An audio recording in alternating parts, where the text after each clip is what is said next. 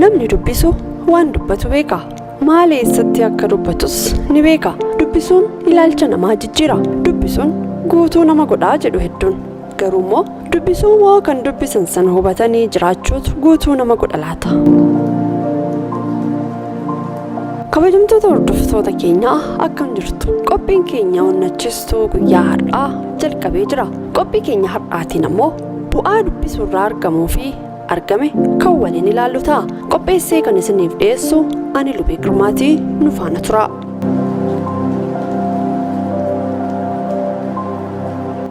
Namoonni naannoo kootii bu'aa dubbisuurraa argatan akkana jedhanii natti himan.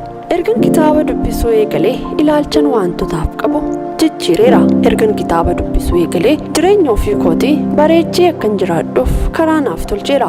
Ilaalchan an naannoo kootiif qabu kanan fooyyessee fi dubbiin koo akka namoota hin mufachiifnetti dubbachuu eegaleera.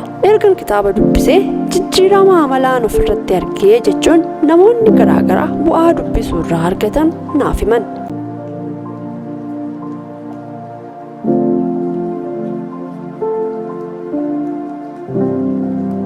Beeksonni addunyaa kanaa hedduun isaanii waan barreeffamee lafa jiru qofa utuu hin taane waan gara fuulduraatti barreeffamuuf yaadamuyyuu dubbisuuf karaa wal dhorku. Faallaa kanaa garuu biyyoota hin guddanne keessatti namoota dubbisan utuu hin taane wantoota dubbifamantu nama dubbisu dhabee tokko isa tokko dura dubbifamuuf waan karaa wal dhorke natti fakkaata.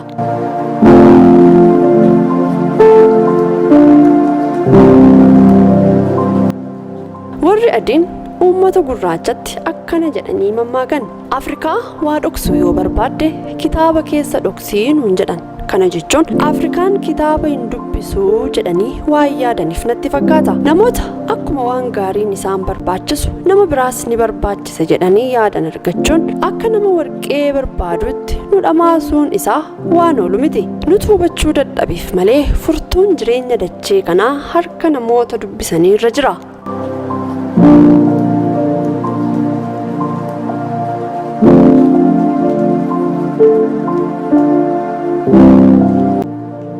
Egaan hordoftoota keenyaa bu'aan dubbisuu kanneen armaan gaditti caqasuuf yaalleedha.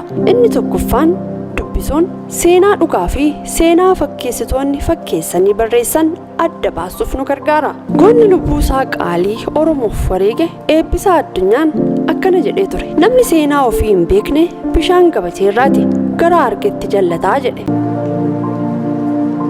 Yeroo ammaa kana addunyaan fakkeessitootaan guutamtee akka jirtu ifa jira. Egaan warri kun waan hin taane ta'e jedhanii wanta hin jirre jira jedhanii wanta hin fakkaanne fakkeessanii kan tokko ta'e gargar baasuuf kan walii galee wal dhabsiisuuf kan wal jaalate wal jibbisiisuuf biyyaa fi biyya sabaa fi sablammii walitti buusuu akka hojiitti ilaalanii fakkeessuun barreessaa ooluun hojii isaanii ta'eera.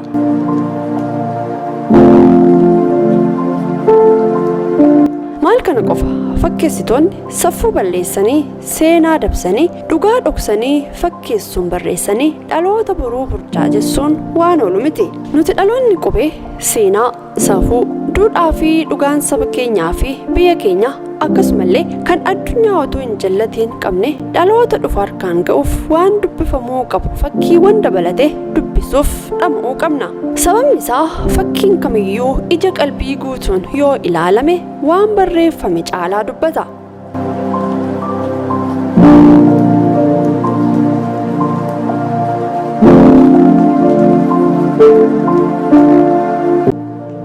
Addunyaa kana irratti warri seenaan isaa yaadatu, warri fakkeenya nuuf ta'an, warri daandii nutti agarsiisan baay'een isaanii seenaa biraa hojjetanii utuu hin taane seenaa duudhaa, safuu fi safeeffannaa dhugaan saba isaanii fi biyyi isaanii utuu hin cabin, utuu hin dabin dhaloota harkaan ga'uuf jireenya dhuunfaa isaanii achi kaa'anii waa'een dhaloota dhufuu isaan dhiphisuun utuma dubbisanii, utuu barreessanii, utuu barsiisanii warra bilchaatan isaan hubatanii waan wareegamaniifi.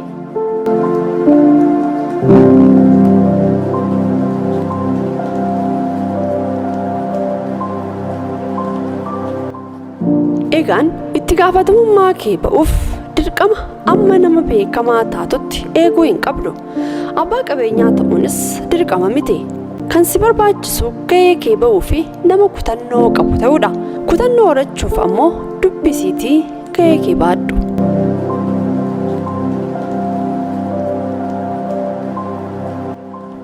Inni lammaffaa fi inni itti aanu ammoo dubbisuun beekumsa si gonfachiisa. Dubbisuun madda beekumsaa ta'uu isaaf boru ragaan tokko si ta'uu hin oolu.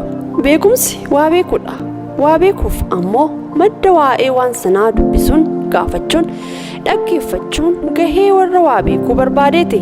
Namni waa beeku waan biraa baruuf utuma dubbisuu waan ta'e hin beekne as baasuun isaa waan hin oolle.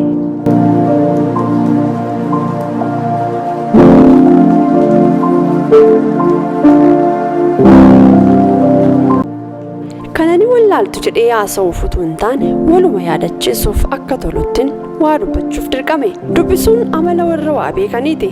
Isinis yoo amala kana qooddattan isinitti badaa jedhee yaadu. Yoo kana hin goone asuma teessee jettee afaaniitiin addunyaa kana nan beeka jechuun muka kolfaa nama taasisti. Sababni isaa yeroon keessa jirru kun yeroo waa'ee waan tokkoo hin beeku jechuun akka saalfiitti ilaalamaa jiru waan ta'eef. Namoonni dhugaaf jiraatan dubbisanii dhugaa baruuti, dubbisii dhugaa bare. Dubbisanii beekumsa gonfatuuti, dubbisii beekumsa gonfadhu. Dubbisanii waan beekaa ta'aniif dubbisitii beekaa ta'e. Kana tilmaamtee beektaa?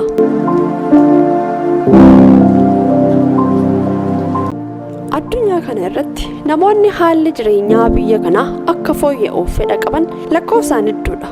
Faallaa kana ammoo namoonni haala jireenyaa addunyaa kanaa fooyyessuuf ifaajan muraasa. Kana jechuun ammoo warra addunyaa jijjiiruu barbaadan osoo hin taane warra addunyaan akka jijjiiramtu barbaadantu baay'ataa jechuudha.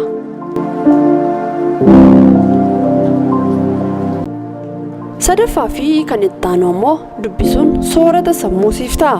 Akkuma qaamonni keenya biroon soorata barbaadan sammuun keenyas soorata akka barbaadan barreessaan Galataa Tsaggaa kitaaba isaa Galaa Sammuu jedhu keessatti nu yaadachiiseera.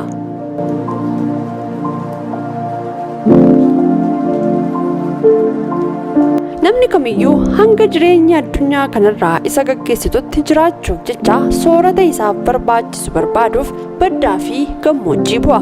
Kunis waan barbaachisaa ta'e otoo jiru kan bara baraan si jiraachisu garuu hojii kee ta'uu beekuu qabda. Kana jechuun ammoo akkuma nyaata soorachuuf hawwinu sammuu keenyas soorata gaarii yoo soorre bara baraan seenaan nu yaadata. Sammuu waan gaarii soorate waan gaarii yaada, waan gaarii hojjeta. Kanaaf beektee waan gaarii garaatti soorachuuf akkuma dhamaatu sammuu keettis soorachuudhaaf dhama'uu qabda.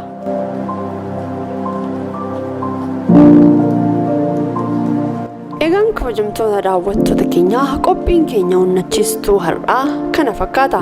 Torbee mata duree fi qophii birootiin hanga walitti deebinutti nama torbanii nu haa taasisu jechaa horaa bulaa.